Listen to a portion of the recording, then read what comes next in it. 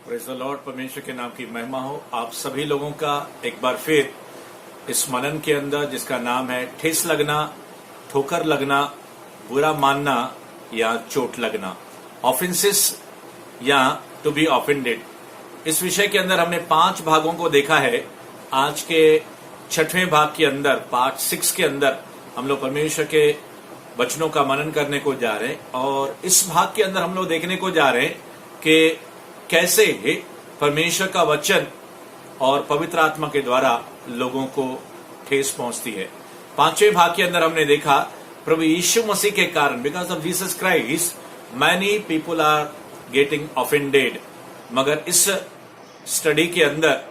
परमेश्वर के वचन और उसके आत्मा के कारण कैसे लोगों को ठेस पहुंचती है, जिसके जीते जागते उदाहरण जो है हमारी बाइबल है। यशाया उसका 28वां अध्याय है, अगर हम लोग मनन करें, और उसके 9, 10, 11, 12, 13, आइज़ाया 28th चैप्टर वर्सेस 9 to 13, वहां पे इस प्रकार से लिखा है, मैं किसको ज्ञान सिखाऊं, किसको अपने समाचार या न्यूज के बारे में, गॉस्पेल के बारे में मैं किसको बुद्धि दूं या ज्ञान दूं। दूध पीते जो बच्चे हैं या जो दूध छुड़ाए हुए बच्चे हैं, क्या उनको? और आगे वचन कहता है कि आज्ञा पर आज्ञा, नियम पर नियम, थोड़ा यहां थोड़ा वहां।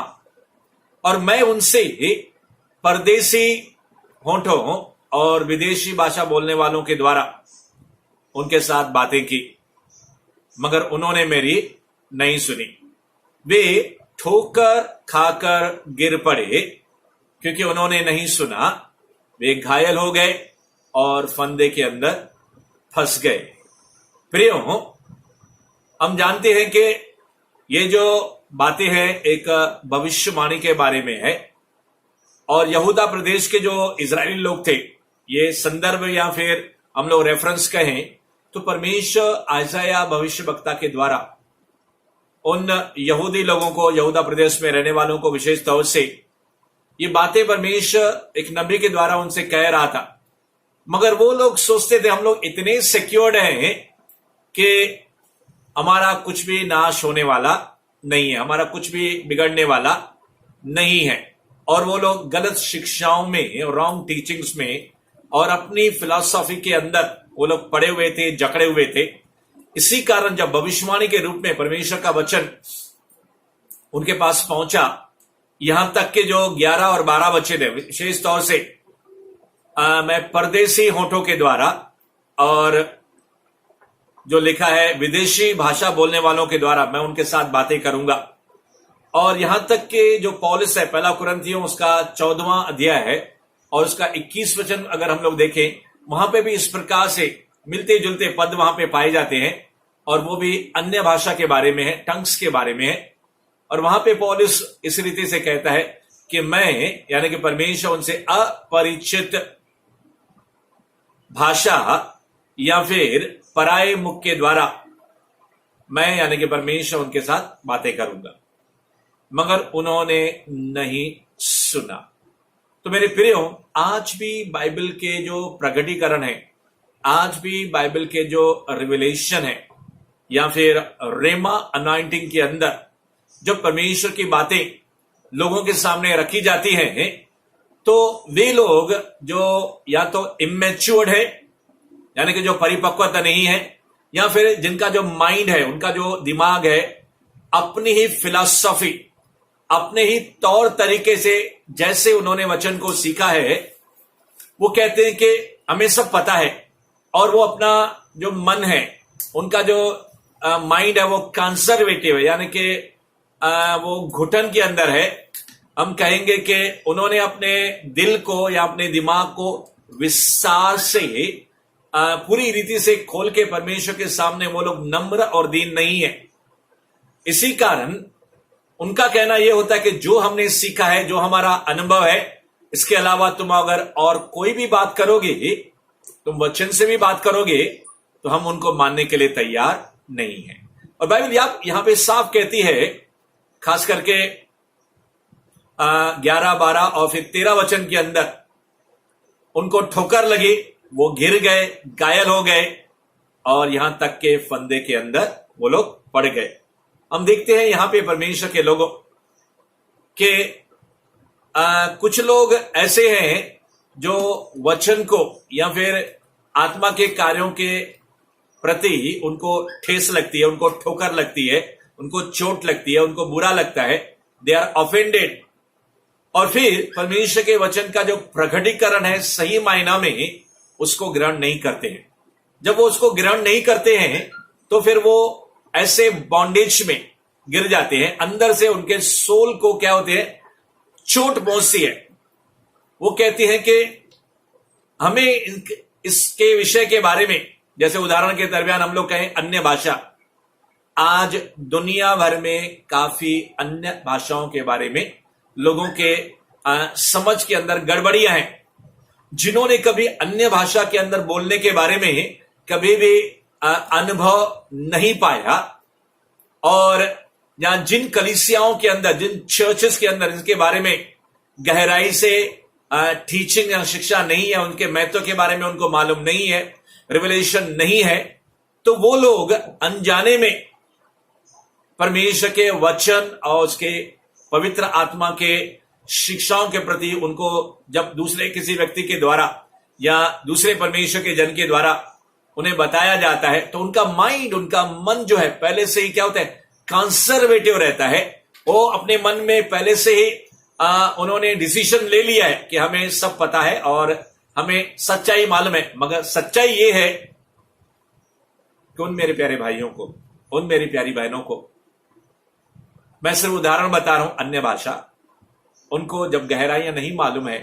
तो उनको चोट लगती है, क्योंकि आज हमारा विषय यही है। और इसी कारण वो क्या करते हैं, विरोध करते हैं, उनको ठोकर लगती है, वो लोग घायल हो जाते हैं अपने सोल के, उनको इतना बुरा लगता है कि वो लोग बहस करने लगते हैं, और अनजाने में वो लोग नहीं जानते कि पवित्र आत्मा को वो लोग क्या कर रहे हैं, खेदित करते हैं। बाइबल पुराने नियम के अंदर, यहां यशाया के अंदर यहां तक कि लिखा है कि उनको विश्राम मिलेगा इन पराए होठों के द्वारा, परदेशी विदेशी भाषा बोलने वालों के द्वारा। परमेश्वर का एक सेवक जन वो कह रहा था कि एक फॉरेनर, एक विदेशी जन भारत के अंदर आया और वो अंग्रेजी के अंदर प्रचार करने लगा। उसका हिंदी के अंदर उसका अनुवाद करने के लिए कोई परमेश्वर का जो सेवक था, जो पिछले 2 दिनों से आ रहा था मगर तीसरे दिन की सभा के अंदर नहीं आया,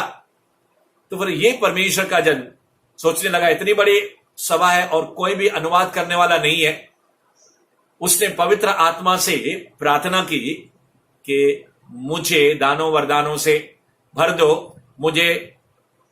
इस लोगों से बात करने के लिए मुझे मदद करो। तो पवित्र आत्मा ने उनको एक वरदान दे दिया, अन्य भाषा। उसको वो वरदान पहले से ही था, और फिर उसका अनुवाद करने का, ये दोनों वरदान उसके अंदर कार्य करने लगे। और पूरी मीटिंग जो है, पूरी जो सभा है, उसने अंग्रेजी में बोलने के बजाय हिंदी के अंदर बोली। और जैसे ही सभा समाप्त हो गई, परमेश्वर का ये जो वरदान था उसके अंदर कार्य करना क्या हो गया, बंद हो गया थोड़ी देर के लिए। तो परमेश्वर के लोगों, दूसरी एक ऐसी सभा थी और वहां पे भी इस प्रकार से था, एक गांव के अंदर सभा थी और प्रचार करने वाला विदेशी था, और जब वहां पे ट्रांसलेटर, इंटरप्रेटर नहीं मिला तो परमेश्वर की आत्मा ने उसको अभिषेक किया, उस गांव की भाषा के अंदर पूरा मैसेज, पूरी मीटिंग उसके जरिए, उस व्यक्ति के जरिए भी गांव वाले हक्के बक्के रह गए कि ये व्यक्ति विदेशी जन हमारी गांव की भाषा को कैसे जानता है। जैसे प्रेरितों के 2 अध्याय के अंदर लिखा हुआ, जब पेंटिकॉस्ट का दिन आया तो वहां पे न जाने कितने 14 के 15 प्रकार की भाषा बोलने वाले अन्य अन्य भाषाओं के अंदर वो लोग बातें कर रहे थे, और जो लोग सुन रहे थे वो अलग अलग देशों से वहां पे आए हुए थे, इजराइल के अंदर, यरूशलेम के अंदर। और वो कहने लगे, क्या हम में से हर एक जन अपने जन्मभूमि की, अपने देश की भाषा नहीं सुनता है? तो मेरे प्रियो, यहां पे यशाया साफ कहता है कि जो लोग विश्वास नहीं करेंगे ये यहूदी लोग, उस यहूदा में रहने वाले वो लोग इतने कट्टर थे, इतने वो लोग कठोर थे कि भविष्य वक्ता की आने वाली बातें, भविष्यवाणी के बातों को भी तुच्छ जान रहे थे और उसके ऊपर एतबार विश्वास नहीं कर रहे थे। तो बाइबल ऐसे लोगों के बारे में, रोमियो के अंदर भी, हम थोड़ी देर के बाद आएंगे, तो बाइबल के अंदर रोमियो के अंदर ऐसे लोगों के बारे में लिखा है कि उनका मन मोटा हो गया है और वो लोग सत्य को जो है अधार्मिकता से क्या करते हैं, उसको दबा डालते हैं। तो मेरे प्रियो, पहले अध्याय के अंदर रोमियो के इस प्रकार से लिखा हुआ है, तो परमेश्वर ने भी उन लोगों को उनके ही हाल पे क्या कर दिया, छोड़ दिया। तो बाइबल यहां पे साफ कहती है कि वचन के कारण, पवित्र आत्मा के वरदान, अन्य भाषा के कारण आज पूरी दुनिया भर में, मैं इस बात के अंदर थोड़ा और बात करने को जा रहा हूं। परमेश्वर के लोगों, मेरा इरादा किसी को भी ठेस पहुंचाने का नहीं है, मगर वचन के कारण और पवित्र आत्मा के प्रकटीकरण के कारण अगर किसी को फिर भी ठेस पहुंचती है, फिर भी ठोकर लगती है, तो मेरे प्रियो, मेरी प्रार्थना है परमेश्वर आपकी मदद करे, पवित्र आत्मा आपकी मदद करे और आपके दिल को और आपके दिमाग को, आपके हृदय को इतना विशाल कर दे ताकि सच्चाइयों को ग्रहण करने के लिए आपको परमेश्वर का आत्मा शक्ति दे। मेरे प्रियो, मैं कहना चाहता हूं कि जब बेनीहीन और बेनीहीन के समान परमेश्वर के सेवक, दूसरे जन अपने कोट को निकालकर या फिर अपने रुमाल को लेकर जब ऑडियंस के ऊपर ऐसे फेंकने लगे या फिर ऐसे घुमाने लगे, तो कई सेवक लोगों ने, यहां तक कि टेलीविजन के अंदर कई लोगों ने जब उन सभाओं को देखा तो उन्होंने गवाही दी कि वो सारे लोग जो थे, जो उनको देख रहे थे, ऑडियंस, कलीसिया या फिर क्रूसेड के अंदर या सेमिनार के अंदर, बेनीहीन और उसके समान ऐसे परमेश्वर के सेवक के समान जब वो लोग अपने कोट और अपने रुमाल को घुमा रहे थे इस प्रकार से, तो सारी जो मंडली थी या वहां पे जितने लोग थे, या तो पवित्र आत्मा में वो लोग भर रहे थे, अन्य भाषा में बोल रहे थे, या धड़ाधड़ क्या हो रहे थे, गिर रहे थे। तो जिन लोगों को ये रिवलेशन, प्रकटीकरण नहीं है, वो लोग क्या कहते हैं, बाइबल में कहां पे ऐसा लिखा है, या ये लोग गिर गए तो मुंह के बल नहीं गिरे, पीठ के बल गिर गए। इस प्रकार से वो लोग तर्क और वितर्क करने लगते हैं कि बाइबल में कहां लिखा है, या फिर वो लोग कहने लगते हैं मुंह के बल गिरना चाहिए, वगैरह वगैरह। क्योंकि परमेश्वर के लोगों, उन्होंने परमेश्वर के वचन को या उसके आत्मा की बातों को अपने अंदाज में, सिंगुलर या फिर दूसरे अंदाज के अंदर उन्होंने सीखा है। जब कोई दूसरा व्यक्ति परमेश्वर की आत्मा की बातों को या परमेश्वर के वचन को अलग रीति से प्रस्तुत करता है तो उनके दिमाग पर ठेस लगती है और परमेश्वर अनुमति देता है इन लोगों के दिमाग को ठेस लगने के लिए, ताकि their heart should be exposed, यानी कि उनके दिल में जो है, उनके जुबान के जरिए क्या हो जाए, बोला जाए और प्रकट किया जाए। क्योंकि बाइबल के अंदर मत्ती उसके 12वें अध्याय के अंदर लिखा हुआ है, जो दिल में भरा है वो मुख के ऊपर आता है। Out of the abundance of the heart man speaks. जो परमेश्वर ने वचन के अंदर लिखा है कि जो इंसान के मन में, हृदय में भरा हुआ है, वही उसके बातों के द्वारा मुख से निकलता है। तो God gives the opportunity to be change. परमेश्वर उनको मौके देता है उन बातों के द्वारा, उन वचन के गहराई के द्वारा, उन आत्मा की बातों के गहराई के द्वारा, जिनको उन लोगों ने कभी सुना नहीं या समझा नहीं, कभी अनुभव नहीं किया, ताकि वो लोग अपने दिल को विशाल करें और अपने आप को सरेंडर करें, अपने आप को नम्र करें, दीन करें। मैं ऐसे वचनों के बारे में या ऐसे पवित्र आत्मा के प्रकटीकरण के बारे में बताने को जा रहा हूं जो सत्य पर आधारित है। मैं किसी पंथ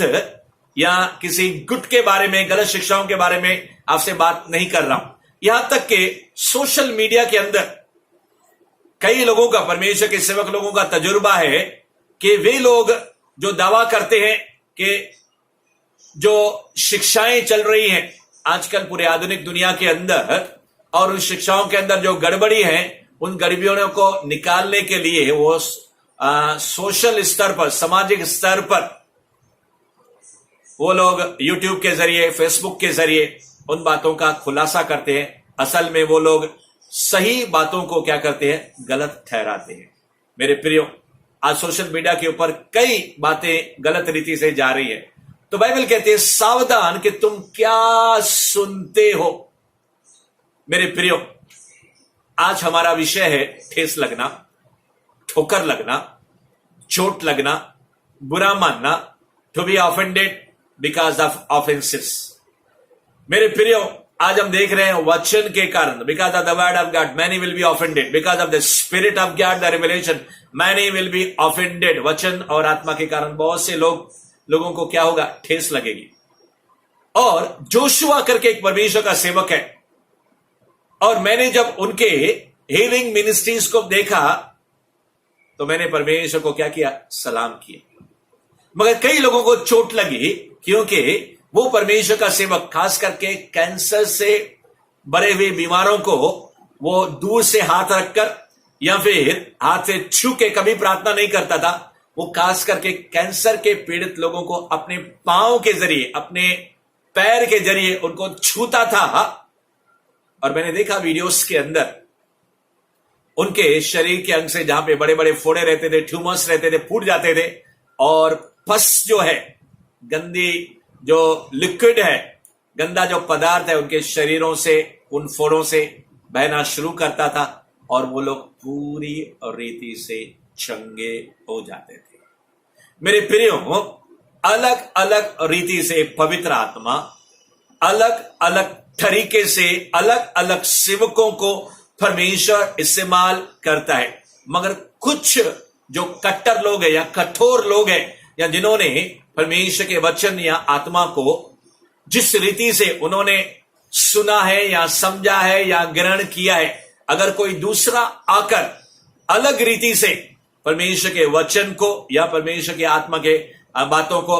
रेमा अनॉइंटिंग के अंदर वो लोग प्रस्तुत करते हैं, तो ये पुराने जो लोग हैं वो लोग ठोकर खाते हैं, उनको ठेस लगती है। और इसी कारण मसीह मंडलियों के अंदर एक सेवक दूसरे सेवक के ऊपर, एक विश्वासी दूसरे विश्वासी के ऊपर, उन बातों को न जानने के कारण, उनके गहराइयों को न समझने के कारण वो एक दूसरे के ऊपर कीचड़ उछालते हैं। मेरे प्रियो, इस बात के अंदर मैं दाऊद को बहुत सराहता हूं। हालांकि उसका जानी दुश्मन, उसका खुद का ही ससुर 2-3 बार उसको मारने की भरसक कोशिश करता है। जब शाऊल खुद मर जाता है तो दाऊद खुद कहता है, परमेश्वर के अभिषिक्त जन को मत छुओ। मेरे प्रियो, हम कहना चाहते हैं कि अगर आपके अंदर पवित्र आत्मा ने या वचन ने जिस रीति से कार्य किया है, रिवलेशन दिया है, प्रगटीकरण दिया है, और फिर अगर आप सामने जाते हो किसी सभा के अंदर या किसी विश्वासी के सामने, और जब परमेश्वर की बातों को आप प्रस्तुत करने लगते हो, तो लोगों के दिमागों को चोट लगती है, उनको ठेस लगती है, क्योंकि उन्होंने कभी भी क्या बोलते हैं, उस रीति से परमेश्वर की बातों को समझा नहीं या ग्रहण नहीं किया। और इसी कारण जब परमेश्वर के सभाओं के अंदर, परमेश्वर के मीटिंग्स के अंदर, जैसे कि सोने के बारे में, सोना पहनना नहीं पहनना, अन्य भाषा बोलना नहीं बोलना, आज कलीसियाओं के अंदर इस विषय के अंदर काफी मतभेद है। क्योंकि परमेश्वर के लोगों, जिन लोगों ने इसका महत्व समझा है, जिन लोगों ने इन बातों को गहराई से जाना है, उनको अनुभव है, और दूसरे लोगों को अनुभव नहीं है तो उनको ठेस पहुंचती है। मैं कहना चाहता हूं, मैं आगे बढ़ना चाहता हूं, परमेश्वर के लोगों, प्रभु के चुने हुए दास और दासियां, लीडर्स, इल्डर्स, मिनिस्टर्स, सेवक, विश्वासी जन के प्रियो, मत्ती उसका अगर हम लोग 13 अध्याय उसका 20 वचन, खास करके 20-21 वचन या फिर 5 और 6 वचन भी हम लोग मैथ्यू चैप्टर 13 वर्सेस 5, 6 एंड 20-21 उसका मनन करें, तो वहां इस प्रकार से यूं बाइबल के अंदर लिखा है कि जब बीज बोने को निकला, तो कुछ बीज जो है पथरीली भूमि पर गिरे, और फिर गहरी और बहुत मिट्टी न मिलने के कारण वो बीज है जल्दी उगाए, सूरज की तपन के कारण वो क्या हो गए, जल्दी सूख गए और जल गए। 20 और 21 वचन के अंदर प्रभु यीशु मसीह ने इस दृष्टांत को इंटरप्रिटेशन, रिविलेशन, प्रकटीकरण के दरमियान जब अपने चेलों को उसने बताया कि वो ये लोग हैं, यानी कि उन लोगों के अंदर जब परमेश्वर का बीज बोया गया तो आनंद के कारण उन्होंने क्या किया, परमेश्वर के वचन को तुरंत ग्रहण कर लिया। मगर जब दुनिया के कारण, सताव के कारण, परसिक्यूशन के कारण जब उनको क्लेश आया या पीड़ा आई, तकलीफ हुई, तो क्या हो गए वो लोग, तुरंत उन्होंने ठोकर खाई। दे वर ऑफेंडेड इमीडिएटली, उनको तुरंत ठोकर, ठेस, चोट लगी या बुरा लगा। मेरे प्रियो, ऐसे ऐसे लोग हैं कि जिनको जब परमेश्वर के वचन के कारण ठेस लगती है, ठोकर लगती है, तो फिर उनके अंदर हम काया पलट देखते हैं या फिर उनका रवैया हम लोग देखते हैं। एक दंपति को परमेश्वर का एक जन जानता है। जब मैं कई वर्ष पहले एक कलीसिया के अंदर प्रचार के लिए वहां पे गया, तो वहां पे एक दंपति आया और पति और पत्नी दोनों ने क्या की, सुंदर गवाही दी। और फिर पास्टर जी ने मुझे बताया उस कलीसिया के कि ये जो जन यहां पे आ रहे हैं वो नए नए विश्वासी हैं, पिछले लगभग 15 दिनों से आ रहे हैं, और फिर जो है वो लोग, उनके जीवन में परमेश्वर ने कार्य किया है वगैरह वगैरह, और नए विश्वासी है। 2 महीने के बाद मैं जब उसी कलीसिया के अंदर फिर से गया, मैं लगभग 2-2.5 महीने हो गए, और उस पास्टर से जब मैंने इस दंपति के बारे में पूछा कि वो फलाने पति पत्नी जो पिछले मैं 2-2.5 महीने पहले मैंने उनके गवाही को सुना था, उनका नाम तो मुझे याद नहीं, उनका क्या हुआ? तो पास्टर जी ने क्या कहा, अभी 1 ही हफ्ता हुआ है, वो लोग कलीसिया के अंदर आ नहीं रहे, क्योंकि उसके समाज ने और उनके घर के लोगों ने प्रभु यीशु मसीह पर विश्वास करने के कारण उनको काफी सताया, उनको काफी धमकियां दी, और उनको चोट लगी, ठोकर लगी, ठेस लगी। इसी कारण वो पिछले 1 हफ्ते से यहां पे नहीं आ रहे। हमने काफी फोन किया उनको, मगर वो आने के लिए तैयार नहीं। और फिर मैं लगभग 6 महीने के बाद फिर से उस कलीसिया के अंदर गया, और आज की तारीख तक मुझे पता चला उस दंपति के बारे में कि वो लोग, उन्होंने क्या किया, प्रभु यीशु को भी क्या किया, छोड़ दिया, और अपने पुराने अन्य जाति के विश्वास के अंदर वो लोग चले गए, लौट गए। कहने का मतलब यह है कि प्रियो, वचन के कारण जब उनको क्लेश हुआ, जब उनको सताव हुआ, जब समाज के कारण, घर के कारण धमकियां उनको मिली, तो डर के मारे और लज्जा के मारे उन्होंने क्या किया, प्रभु को छोड़ दिया, उसके कलीसिया से छुटकारा ले लिया। मैं आपसे कहना चाहता हूं परमेश्वर के लोगों, ऐसी ही बातें बाइबल के अंदर लिखी हुई है। गलतियों उसका 5वां अध्याय है और उसके 11 वचन के अंदर के बाइबल के अंदर पौलुस कहता है कि अगर मैं अब तक यदि खतना के बारे में प्रचार करता रहता तो फिर मैं क्यों सताया जाता हूं। If I preach about the circumcision, why I am offended. और फिर आगे वो कहता है, फिर क्रूस की जो ठोकर है, ऑफेंस ऑफ क्रॉस, क्रूस की जो ठोकर है, फिर तो जाती रही। कहने का तात्पर्य यह है कि पौलुस उन दिनों के अंदर सिर्फ खतना के बारे में लोगों को बता नहीं रहा था, मगर खास करके क्रूस के बारे में, क्रूस पर प्रभु यीशु मसीह के कुर्बानी के बारे में वो गॉस्पेल, सुसमाचार, रिविलेशन, प्रकटीकरण लोगों को दे रहा था। मगर लोगों को ठोकर लग रही थी, लोगों को बुरा लग रहा था। कोई ऐसा समय था कि पौलुस यहूदियों के समान परमेश्वर की कलीसिया को क्या करता था, सताता था, कि जब उसको खुद ठोकर लगी, कि उसको लगता था ये जो यहूदी लोग प्रभु यीशु मसीह का क्रूस का जो प्रचार कर रहे हैं वो गलत है, क्योंकि वो पुराने नियम को जानता था, नए नियम को वो जानता नहीं था। मगर वही पौलुस, जब उसको सच्चाई मालूम पड़ी, तो जब उसके घाव, उसकी जो ठोकर उसको लगी थी, जब वो घाव जब चंगे हो गए, और फिर जब उसने प्रभु यीशु मसीह का सुसमाचार सुनाना शुरू किया, क्रूस की कथा सुनाना शुरू किया, तो वही यहूदी लोग जो पहले आनंदित होते थे, मगर बाद में वही यहूदी लोग पौलुस के कारण जो क्रूस की कथा और प्रभु यीशु का सुसमाचार सुनाने लगा, तो उसको सताने लगे, और यहां पे पौलुस वही कहता है गलतियों उसके 5वें अध्याय के अंदर उसके 11 पद के अंदर कि मैं फिर क्यों सताया जाता हूं। मैं कहना चाहता हूं उस जमाने में पौलुस खास करके यहूदी लोगों को और यहां तक कि उसके बाद जो है अन्य जाति के अंदर भी गॉस्पेल सुसमाचार सुनाने को गया। मगर यहूदी और गैर यहूदी अन्य जाति और पेगन लोग ये दिन लोग जो लोग भी पौलुस को सुनते थे, कुछ लोग विश्वास करते थे मगर कई लोग उसका मजाक उड़ाते थे। कई लोग उसको पकड़ के अपने उस समय के जो राजा थे उनके पास वो लेकर जाते थे, बंदी गृह के अंदर उसको क्या करते थे, बंद कर देते थे। कई बार उसको हंटर मारे गए, कई बार उसको कोड़े मारे गए, कई बार उसको घसीट के लेकर गए, कई बार उसको भेंत मारी और कई बार उसको जेल के अंदर क्या किया, बंद कर दिया। इसी कारण पौलुस यहां पे कहता है मैं फिर क्यों सताया जाता हूं। जवाब साफ है क्योंकि उस जमाने के अंदर रिलीजियस जो लोग कठोर लोग थे, जो अपने धर्म या अपने रिलीजन को ज्यादा महत्व देते थे, जिन्होंने परमेश्वर के वचन को अपने अंदाज में सीखा था, चाहे वो अन्य जाति के हो या फिर यहूदी क्यों नहीं हो, वो लोग प्रभु यीशु पर और क्रूस की कथा के ऊपर विश्वास करने के लिए वो लोग यकीन नहीं करते थे। इसी कारण उनको ठेस लगती थी। वो कहते थे हमारा धर्म, हमारा विश्वास जो है सही है, पौलुस जो तुम प्रचार कर रहे हो वो गलत है।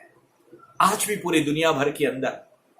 कई लोग जब अपनी वो लोग गवाही अपने घर के अंदर शेयर करते हैं या परमेश्वर के कार्य या प्रभु यीशु मसीह के सुसमाचार को अपने परिवार, अपने कुटुंब, अपने समाज, अपने देश, अपने जात भाइयों के पास, बहनों के पास या फिर अन्य लोगों के पास,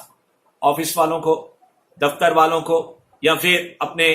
पहचान के लोगों को या अपरिचित लोगों को जब परमेश्वर की बातें, गॉस्पेल, खास करके सुसमाचार, क्रूस की कथा जब उनको सुनाते हैं, कई लोग उनके विरुद्ध हो जाते हैं, कई लोग उनको गाली गलौज कहते हैं, कई लोग उनको मारने पर आते हैं और कई लोगों को तो उनको इस दुनिया के अंदर इतना सताते हैं कि मार मार के खत्म भी कर देते। वजह क्या है, रीजन क्या है, सबब क्या है? क्योंकि उनको ठेस लगती है, उनको ठोकर लगती है, उनको चोट लगती है वचन के कारण, पवित्र आत्मा के कारण उनको ठेस ठोकर लगती है। मेरे प्रियो, मैं आगे इस विषय को और थोड़ा बढ़ाना चाहता हूं कि परमेश्वर के वचन के अंदर जब भी अगर इस रीति से हम जब कलीसियाओं के अंदर या फिर क्रूसेड्स के अंदर परमेश्वर के जन अधिकार के बारे में, अधीन होने के बारे में, मैरिज के बारे में, सेक्स के बारे में, लिंग के बारे में या फिर अलग अलग रीति से अपने माता पिता का आदर करना, सरकार का आदर करना, उनके अधीन होना, सेवक लोग जो है, जो भी एल्डर्स है कलीसिया में, उनके अधीन रहना या फिर दशवांश या परमेश्वर के गहरे वचन के बारे में जब शिक्षा दी जाती है तो कुछ लोगों को ठेस लगती है, कलीसिया के अंदर और कलीसिया के बाहर। और वो लोग जो लोग यकीन नहीं करते हैं, परमेश्वर के वचन के ऊपर भरोसा नहीं करते हैं, तो परमेश्वर के लोगों उनको अंदर से बहुत चोट लगती है। और पौलुस यहां तक इन्हीं बातों के बारे में वचनों के अंदर वो कह रहा है कि गलेशियन, गलतियों उसका पहला अध्याय उसका 9 और 10 वचन के अंदर पौलुस जो कहता है कि जो सुसमाचार तुमने ग्रहण किया है, गलतियों की कलीसिया को वो कहता है कि जो गॉस्पेल, जो सुसमाचार आप लोगों ने रिसीव किया, ग्रहण किया है, उसको छोड़कर अगर और कोई सुसमाचार तुम्हें कोई सुनाए तो वो श्रापित हो। और पौलुस आगे कहता है तो फिर क्या मैं अब तक मनुष्यों को मनाता रहूं या फिर इंसानों को ही खुश करता रहूं? अगर मैं इंसानों को ही, मनुष्य को ही अगर प्रसन्न करता हूं तो फिर मैं परमेश्वर का सेवक नहीं। पौलुस जो है गॉस्पेल के लिए, सुसमाचार के लिए क्या हो गया, पूरी रीति से बिका हुआ था। उसको मालूम था, पिछले पद के अंदर भी हमने देखा कि गलेशियन उसके 5वें अध्याय उसके 11 वचन के अंदर भी हमने देखा, और इस वचन के अंदर भी गलेशियंस उसका पहला अध्याय और उसके 9 और 10 वचन के अंदर भी इसी पौलुस के बारे में हम लोग देख रहे हैं कि मैं प्रचार कर रहा हूं क्रूस के बारे में, मैं प्रचार कर रहा हूं गॉस्पेल के बारे में, तो कई लोगों को क्या लगती है? ठेस लगती है, ठोकर लगती है। मैं मनुष्यों को प्रसन्न करने वाला जन बनना नहीं चाहता। कहने का मतलब यह है कि प्रियो, जब आप सच्चाई को प्रचार करोगे तो सच्चाई के कारण, परमेश्वर के वचन के ट्रुथ के कारण, क्योंकि बाइबल के अंदर लिखा है, यीशु ने खुद कहा यूहन्ना उसके 14वां अध्याय उसके 6 पद के अंदर, ये मार्ग, सत्य और जीवन, मैं I am the truth, I am the life, I am the way, मैं वो सच्चाई हूं। सत्य को जब प्रचार किया जाता है तो कई लोग उसको स्वीकार नहीं करते, दे डू नॉट एक्सेप्ट, क्योंकि उनको ठोकर लगती है। और पौलुस कहता है मैं ऐसे लोगों को जिनको ठोकर लगती है, जिनको ठेस लगती है, मैं उनकी कोई मदद कर सकता नहीं है। अगर मैं इन लोगों को खुश करने की कोशिश करूंगा, मैं अगर कॉम्प्रोमाइज करूंगा वचन के अंदर मिलावट करके,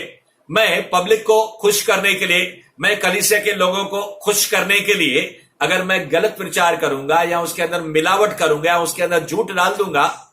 बाइबल कहती है, पौलुस कहते हैं, परमेश्वर को मैं प्रसन्न नहीं कर सकता, परमेश्वर मुझसे नाराज हो जाएगा। तो पौलुस यहां पे चुनाव करता है। अगर सत्य का प्रचार करने के कारण कुछ लोगों को ठेस पहुंचती है, ठोकर लगती है, और पौलुस इस बात का सबूत यहां पे इन वचनों के अंदर देता है, गलेशियंस के अंदर उसके पहले अध्याय और 5वें अध्याय के अंदर, कि लोगों को अवश्य ठेस ठोकर लगेगी, मैं उनकी कोई मदद कर नहीं सकता। मगर परमेश्वर का जन, बाइबल के अंदर एक जगह कहता है कि हम लोग जब बोलते हैं सच्चाई को बड़े प्यार से, नम्रता से और दीनता, speaking the gods word in truth in love with humble heart and gentle spirit. मैं फिर से कहना चाहता हूं कि हम परमेश्वर के वचन को प्यार के साथ, नम्रता के साथ, दीनता के साथ, हम सच्चाई को प्रेम के साथ बांटते हैं। हम चाहते तो नहीं किसी को ठेस लगे, ठोकर लगे, मगर फिर भी अगर उनको ठेस लगती है, ठोकर लगती है, तो हम परमेश्वर को प्रसन्न करना चाहते हैं। हम इंसानों को खुश करने के लिए झूठ या कॉम्प्रोमाइज कर सकते नहीं।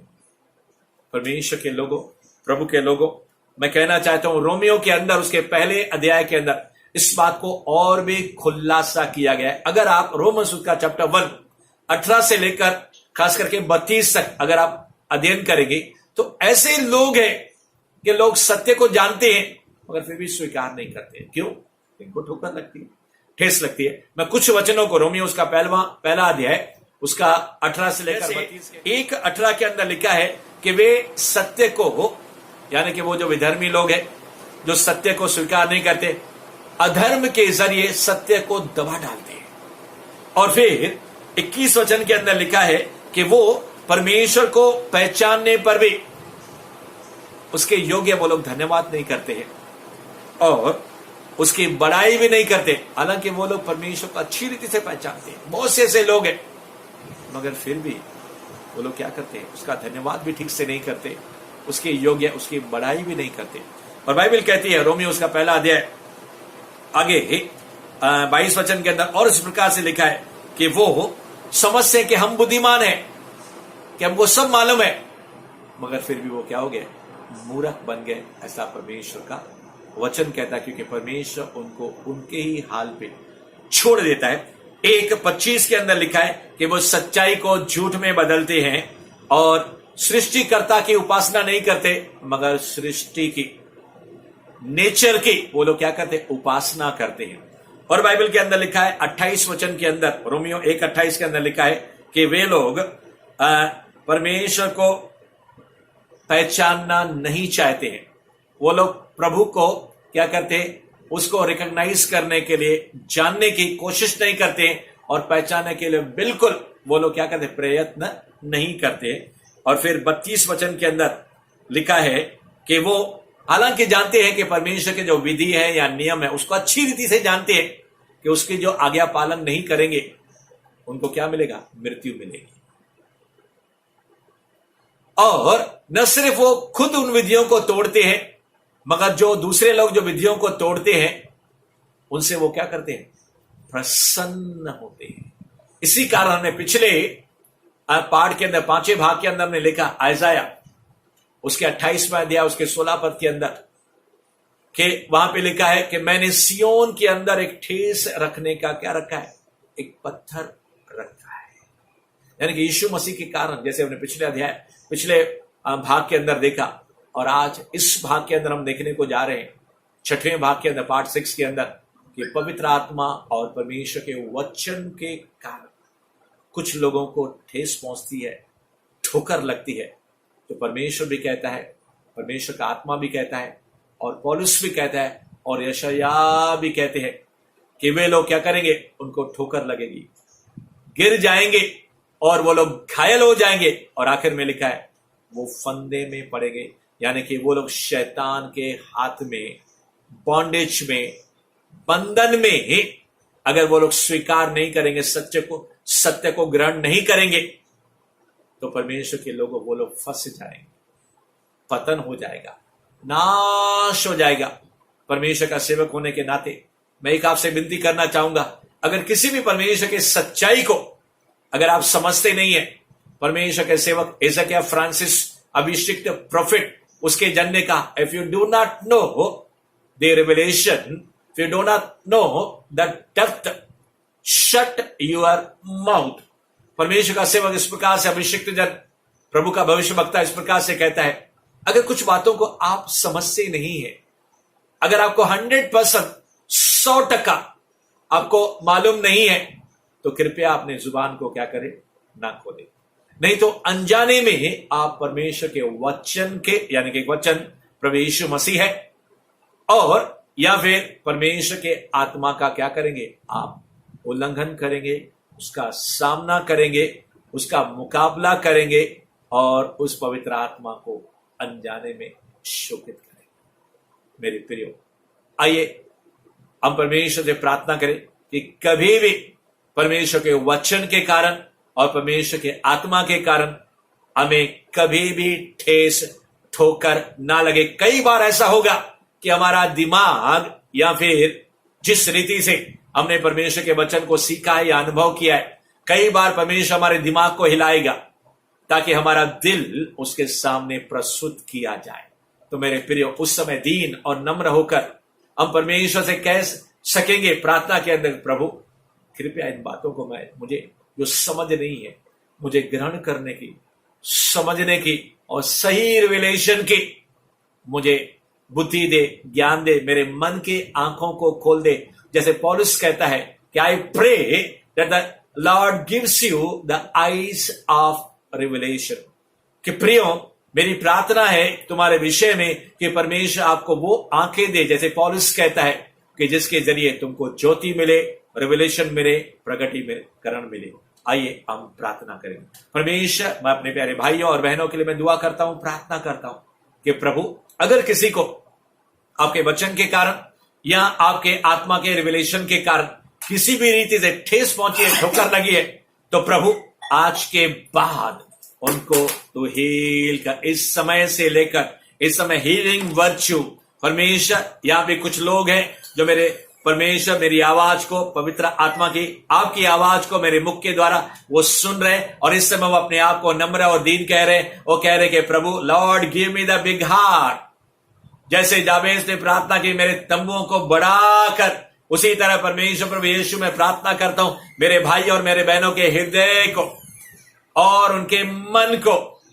उनकी कैपेसिटी को, उनके योग्यता को, उनके समझ बूझ को, जैसे आप लिमिटलेस परमेश्वर है, स्काई इज द लिमिट। जैसे विद्वान कहते हैं कि प्रभु आसमान वो सीमा रेखा है, मगर परमेश्वर तेरा वचन कहता है कि तू आसमानों से भी बड़ा परमेश्वर है, आसमान भी कोई सीमा रेखा नहीं है। तो मेरी दुआ है, प्रार्थना है परमेश्वर तेरे वचनों को और आपके आत्मा की बातों को ग्रहण करने के लिए और समझ करने के लिए मेरे भाई और बहनों को परमेश्वर आपके समान वो विशाल दिल दे, ताकि परमेश्वर प्रभु कभी किसी रीति से पवित्र आत्मा की बात को, उसके रिविलेशन को कभी भी वो लोग बुझाने नहीं पाए। और अगर परमेश्वर किसी रीति से मेरे भाई और बहनों को आत्मा और वचन के जरिए ठेस पहुंचिए, इसी समय लॉर्ड हील दे परमेश्वर, उनको तू चंगा कर और फ्लेश के कारण या अंधकार की शक्तियों के कारण जिन्होंने भी उनको तकलीफ पहुंचाई, ठेस पहुंचाई है, ओ परमेश्वर, प्रभु यीशु के नाम में, प्रभु यीशु के नाम में, प्रभु यीशु के नाम में, परमेश्वर मेरी दुआ है वो सारे परमेश्वर के जन, ओ परमेश्वर जिनको ठेस लगी है, हील हो जाए। Let the soul be healed, let the bodies be healed. परमेश्वर मेरी दुआ है, प्रार्थना है कि परमेश्वर तू अपने लोगों को ऐसे दास और दासी और ऐसे बेटे और बेटियां बनाना चाहता है कि जो लोग आकाश के बुलंदियों पर जाएं और तेरी महिमा की खुशबू हर जगह फैलाएं। ऐसा होने को जा रहा है, इसके लिए मैं तेरे नाम को धन्यवाद देता, आदर और महिमा सिर्फ आपको देते, और ये प्रार्थना यीशु के नाम में मांगते हैं। हम सबने कहा आमेन एंड आमेन।